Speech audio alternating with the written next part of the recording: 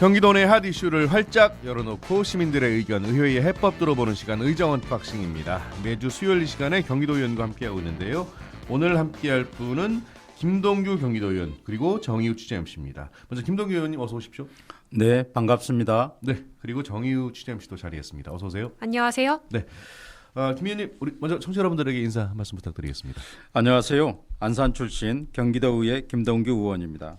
보건복지위원회와 운영위원회에서 소속되어 있고 더불어민주당의 정책위원장으로 활동하고 있습니다.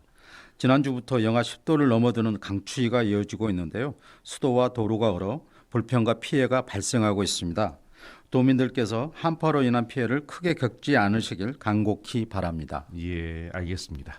그럼 본격적으로 이야기 나눠보죠. 오늘 주제가 취약계층의 실질적인 치료 기회, 의료비 후불제 속도 내나인데요. 희우 씨 먼저 주제 설명 부탁드리겠습니다. 네, 우리 주변에는 병원비 부담으로 제때 치료받지 못하는 취약계층이 있습니다. 이 때문에 충청북도에서는 특정 계층에 입원비와 간병비를 무이자로 빌려주는 일명 의료비 후불제를 운영 중인데요. 예. 경제적인 이유로 적기에 치료를 받지 못하는 일이 발생하지 않도록 공공 차원의 제도적 안전장치가 경기도 역시 필요하다는 목소리가 나옵니다. 오늘은 관련 내용 김동규 의원과 함께 자세한 이야기 나눠보겠습니다. 예, 알겠습니다. 지금 잠깐 언급을 해주셨는데 김 의원님, 충청북도에서 시행하고 있다는 이 의료비 후불제 정확히 어떤 내용입니까? 우리나라는 세계가 주목하는 건강보험 제도를 갖고 있습니다. 예. 그래서 지병이 있거나 건강검진을 통해 질환이 발견되면 비교적 적은 본인 부담만으로 안정적으로 치료를 받을 수 있습니다. 예, 그렇죠. 그러나 질환이 천천히 오지는 않습니다. 각각 갑작스러운 사고나 예상치 못한 급성 질환처럼 큰 비용이 드는 상황에서는 건강보험만으로는 부담이 커질 수 있습니다. 예. 경제적 여유가 있는 분들이라면 이미 실손보험과 같은 것을 준비해 두셨겠지만 모든 분들이 그런 것은 아니죠. 그래서 환자가 큰 목돈이 드는 의료비를 시간을 두고 천천히 낼 수 있도록 지방자치단체가 시간과 이자를 지원하는 것이 의료비 후불제 사업입니다. 충청북도의 경우 65세 이상 노인, 각종 취약계층, 다자녀 가구 등 요건이 해당되면 지난해 기준으로 의료비 최대 300만 원을 3년간 무이자로 융자를 해 주었습니다. 아, 그렇군요. 자, 그래서 대표 발의하셨죠? 의료비 후불제 관련 조례가 지난달에 본회의를 통과했더라고요. 어떤 내용인지 그리고 추진하고 계시는 이 경기도형 의료비 후불제는 어떤 형태인지도 궁금합니다.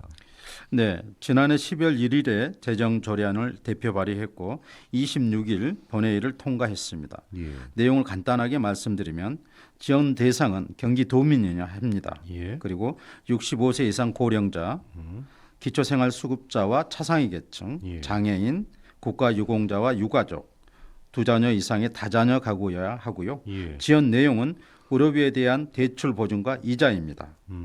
지원을 신청할 때 환자가 장애가 있거나 거동이 불편한 경우에는 배우자나 가족, 후견인이 대리에 신청할 수 있도록 했습니다. 예. 그 이외의 세부적인 내용들, 이를테면 상환 방법과 기간, 참여 의료기관의 지정 등은 도지사가 재량으로 결정할 수 있도록 했습니다.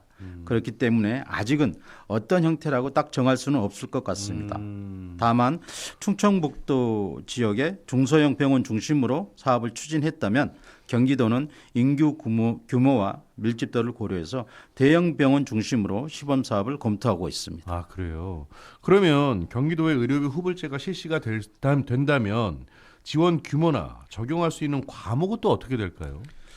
조례가 통과된 지 이제 채 한 달이 되지 않았기 때문에 예. 아직 구체적인 계획이 다 나오지는 않았습니다. 아, 예. 다만 충북의 경우 작년 기준 14개 질환에 대해 최대 300만 원 3년 무이자 융자로 사업을 추진했고 최근에 최대 500만 원까지 한도를 늘렸습니다. 아, 예산은 괜찮을까라는 우려가 있을 수 있지만 네. 충청북도는 3년간 시행 경험이 있는 만큼 지원 규모를 확대할 만한 근거가 충분히 있을 것으로 보입니다. 예. 경기도는 충북보다 인구 규모가 약 10배 크기 때문에 예. 초기에는 꽤 신중하고 단계적으로 접근할 수밖에 없을 것 같습니다.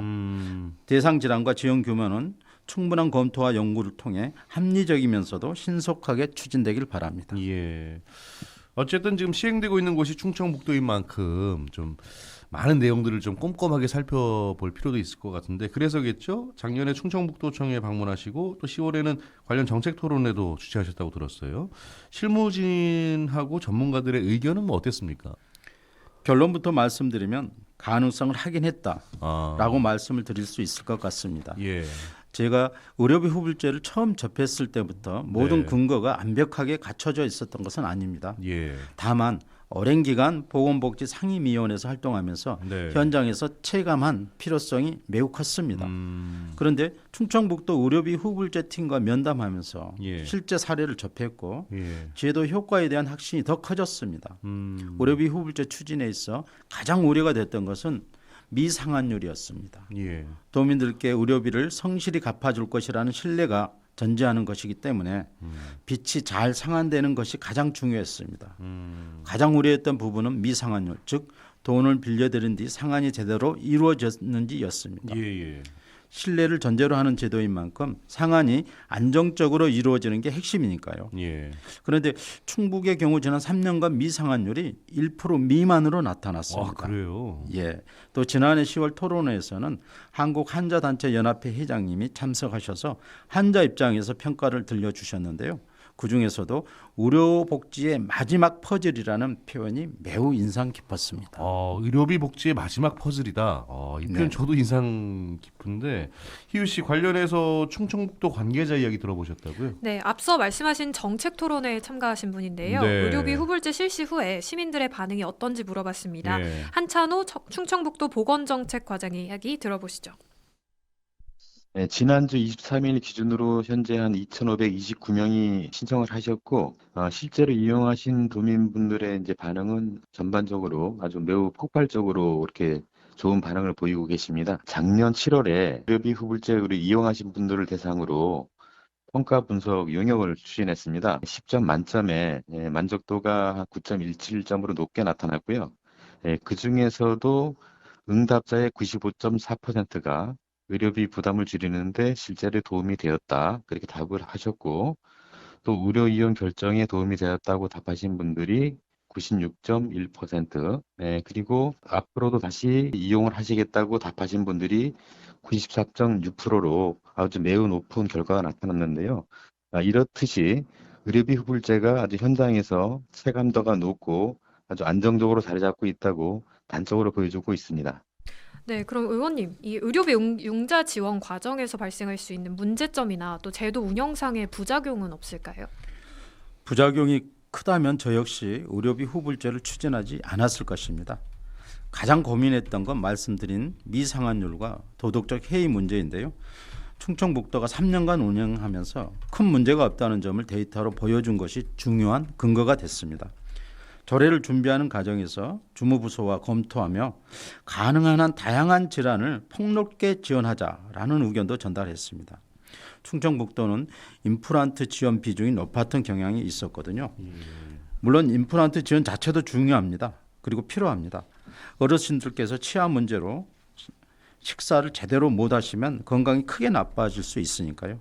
다만 특정 질환에 편중되는 게 문제라면 지원 질환을 조정하거나 우선순위를 주는 방식으로 설계를 보완할 수 있다고 봅니다. 실제 운영 책임은 경기도가 지게 되는 만큼 부작용이 생기지 않도록 경기도가 충분히 준비해 추진해 줄 것이라고 믿고 있습니다. 네, 앞으로 경기도 의료원에서도 이 의료비 후불제를 시범 운영하는 방안도 검토 중이라고 들었습니다.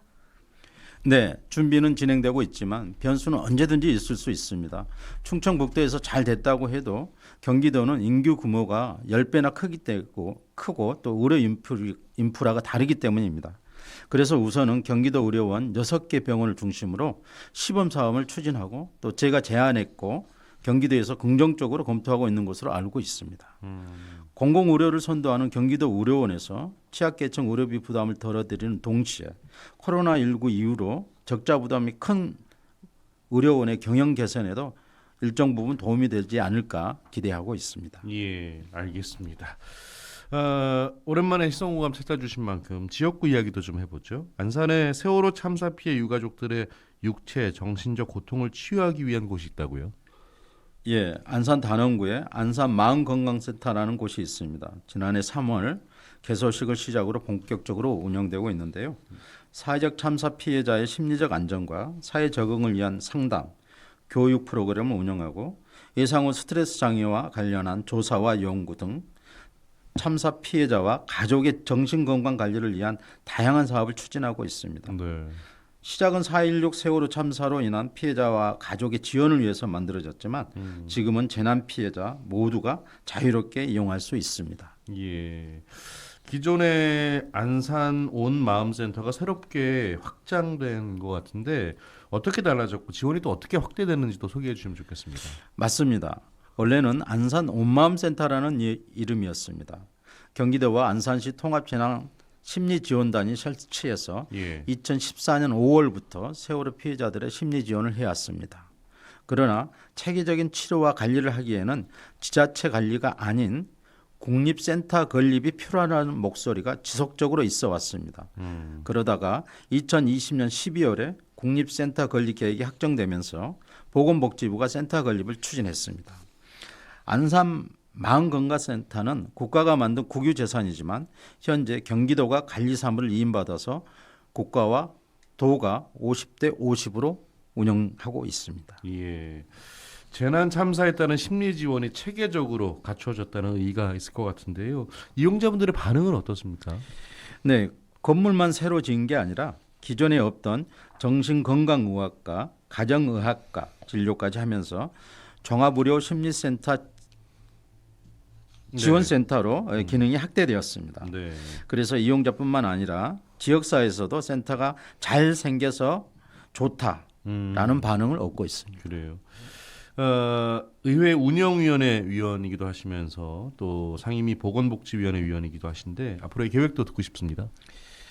네, 제가 경기도의회에서 더불어민주당 정책위원장을 맡고 있어서 보건복지위원회와 함께 운영위원회도 소속되어 경기도의회 운영 전반에 대한 의사결정에 참여하고 있습니다. 예. 사실 지방선거를 앞두고 있어서 저 스스로도 해야 할 일이 산더미 같지 많습니다. 네. 하지만 남은 임기에 연연하지 않고 제게 주어진 역할을 늘 최선을 다하고자 하고 있습니다.